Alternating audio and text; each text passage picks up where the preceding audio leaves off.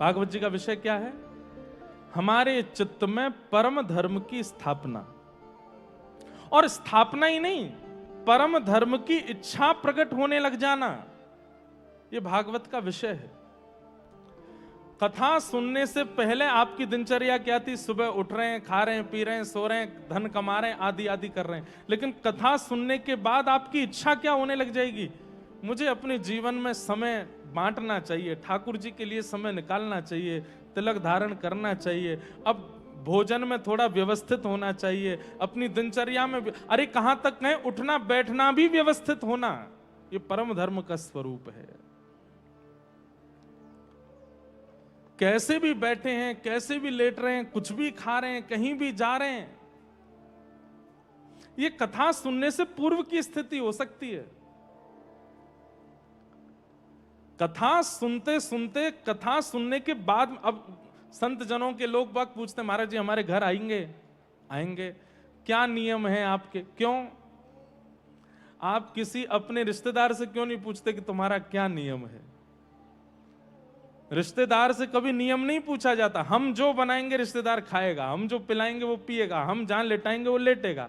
लेकिन किसी भगवत व्यक्ति के घर पर आने से पूर्व क्यों पूछा जाता आपका नियम क्या है? क्योंकि हमारे मन में एक बात है कि धार्मिक व्यक्ति है तो नियम से रहता होगा, और भागवत जी का विषय यही है, धर्म प्रयोजित कई तवोत्र परमो, हमारे चित्त में परम धर्म की स्थापना। फिर व्यक्ति एक सूक्ष्म ही सही नियम धारण कर लेता है, यह परम धर्म है। आज तक आप रोज तैयार होते थे, स्नान ध्यान करके, कपड़े पहन करके निकलते थे, क्योंकि आपके चित्त में स्थिति होती, मुझे दफ्तर जाना है, मुझे दुकान पर जाना है, मुझे वहां जाना है। लेकिन जब आप वैष्णव धर्मावलंबी हो जाते हैं तो आप तैयार होते हैं, सबसे पहला आपका भाव, घर से बाहर बाद में निकलेंगे, पहले तिलक स्वरूप होना चाहिए। हम बिना स्वरूप के नहीं जा सकते। क्यों?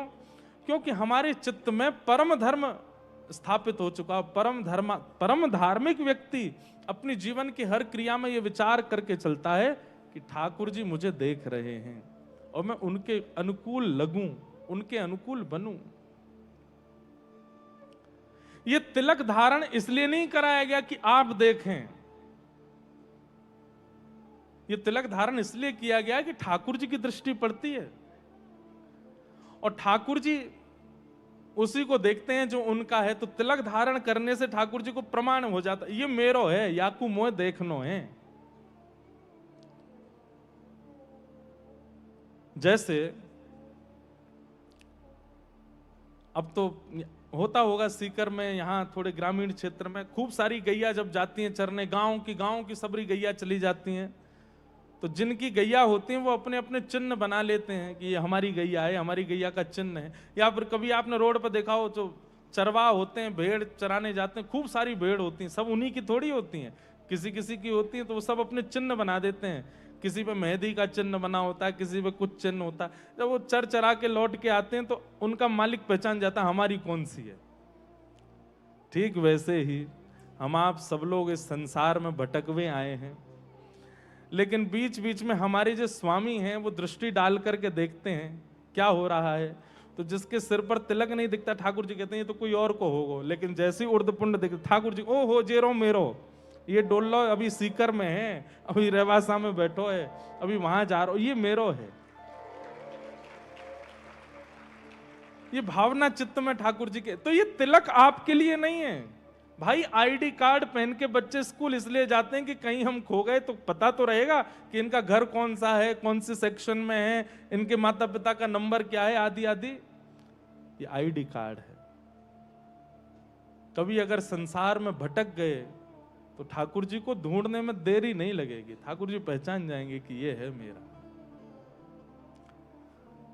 कभी गजेंद्र जैसी स्थिति में कहीं हम फंस गए और हम पुकारें और ठाकुर जी यूं कहें, कौन पुकार रहे हो भैया, पता नहीं चल रही है, तिलक से ठाकुर जी को पता चल जाएगा कि कहां। अब एक और भाव आता है, जैसे हेलीकॉप्टर आता है ना, तो उसके लिए चिन्ह बनाना पड़ता है कि वो वहीं लैंड होता है।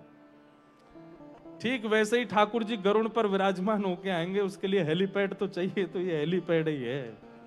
कहां विराजे ठाकुर जी? ठाकुर जी को एक संकेत मिल जाता है कि इसके चित्त में आना है। इसलिए नित्य तिलक धारण, नित्य तुलसी धारण, नित्य शिखा धारण, और कहां तक कहें भेष भी धारण। सर्वांगीण अंग में किसी अंग पर दृष्टि पड़ जाए तो ठाकुर जी वहीं से पहचान जाएं जे मेरो है। ऐसी स्थिति चित्त में आना, इसको परम धर्म कहते हैं कि मेरी दिनचर्या ठाकुर जी के लिए हो। मीराबाई गाती, बहुत सुंदर भाव है।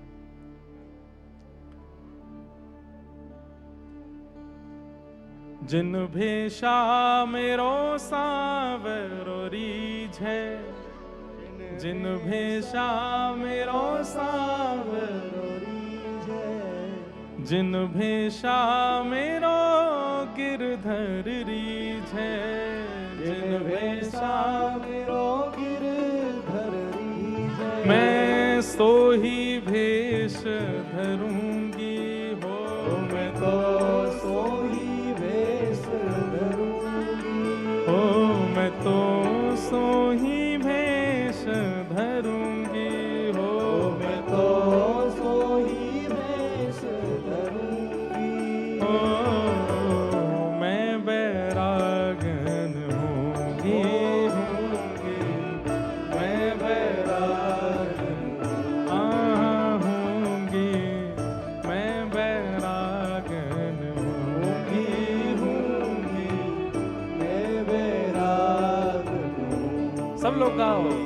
ओ जिन भेषा मेरो सावरो रीझे, जिन भेषा मेरो सावरो रीझे, जिन भेषा मेरे सद्गुरु रीझे, जिन भेषा मेरे सद्गुरु रीझे, मैं सो ही भेष धरूंगी हो, मैं तो सो ही भेष धरूंगी, हाँ मैं तो सो ही भेष धरूंगी हो, मैं तो सो ही भेष धरूंगी। अरे हाँ मैं बैरागन होंगी,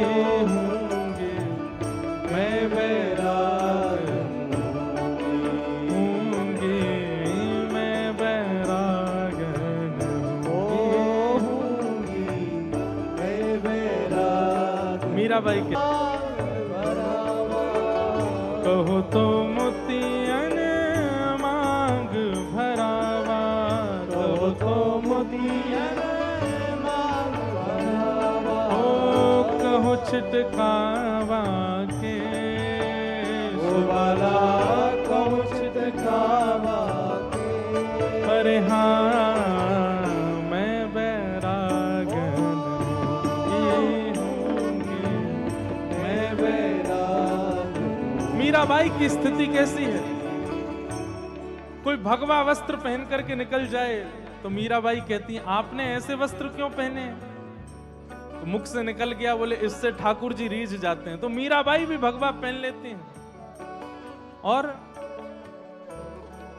किसी की जटाएं हैं, मीराबाई कहती हैं आप जटा क्यों रखते हैं? बोले इससे ठाकुर जी रीझते हैं। तो मीराबाई भी प्रयास करती हैं हम भी जटा रखें,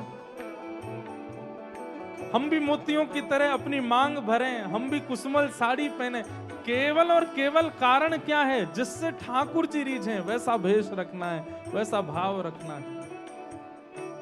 भक्तिमती मीराबाई। मीराबाई कहती हैं यातन की मैं करूं किंगरी, यातन की मैं करूं, ओ यातन की मैं करूं किंगरी, यातन की मैं करूं, ओ रसना नाम कहूंगे,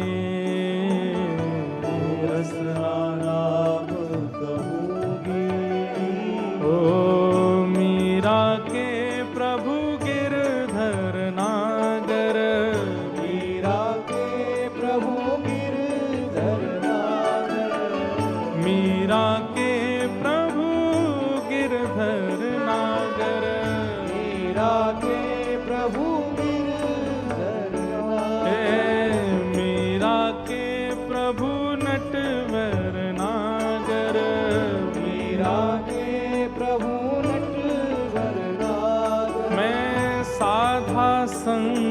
रहूंगी हो, मैं तो साधा संग रहूंगी हो मैं तो साधु संग करूंगी हो, मैं तो साधु संग रहूंगी। अरे हाँ मैं बैरागन होंगी,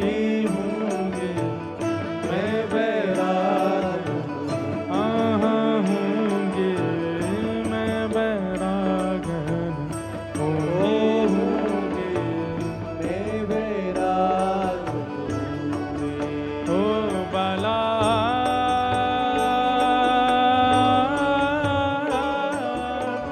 मैं बैरागन होंगी, मैं बैरागन होंगी,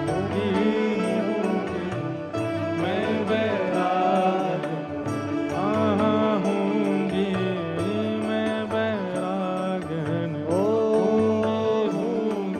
मैं बैरागन होंगी, मैं बैरागन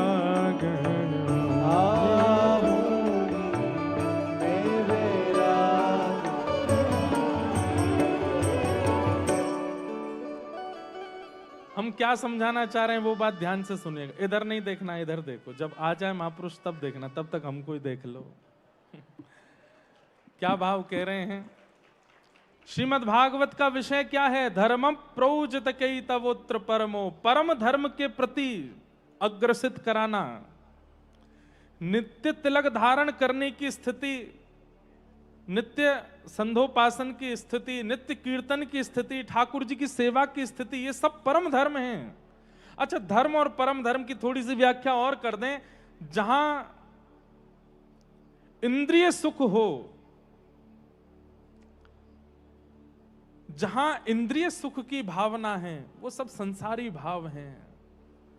पर जहां इंद्रिय सुख नहीं, अपने प्रियतम के सुख की भावना है, अपने ठाकुर की सुख की भावना है, वही परम धर्म है। आप वृंदावन क्यों जा रहे हैं?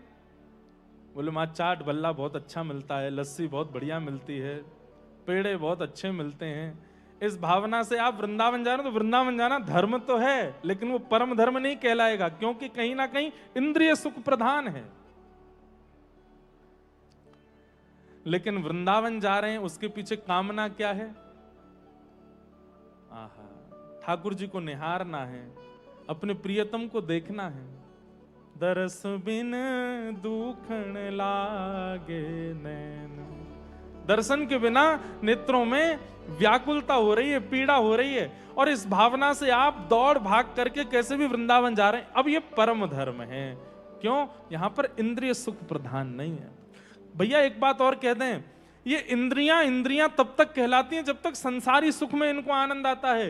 ये जब ठाकुर जी के सुख में तल्लीन हो जाती हैं, तो ये इंद्रियां नहीं रहती हैं, पंच गुरु हो जाते हैं हमारे। नेत्र भी हमारे गुरु हैं। क्यों? इनकी कृपा से ठाकुर जी दिखते हैं। कान भी हमारे गुरु हैं, इनकी कृपा से ठाकुर जी हमें सुनाई देते हैं।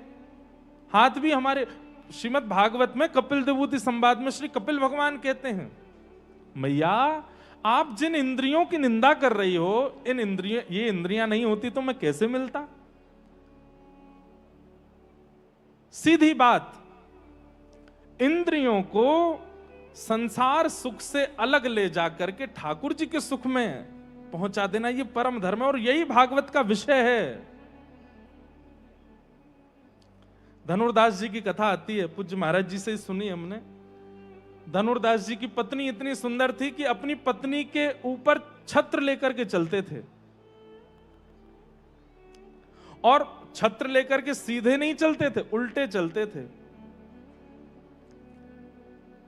आप लोग इधर ही देख रहे हो ना, इधर ही देखना बस। जब आचार्य चरण आ जाएंगे तब नहीं कहूंगा, इसलिए पहले ही कह रहा हूं, मुझे ही देख लो। और जब आ भी जाएं तो दर्शन प्रणाम करें, फिर हमें ही देख लेना। कथा सुनते रहना बस।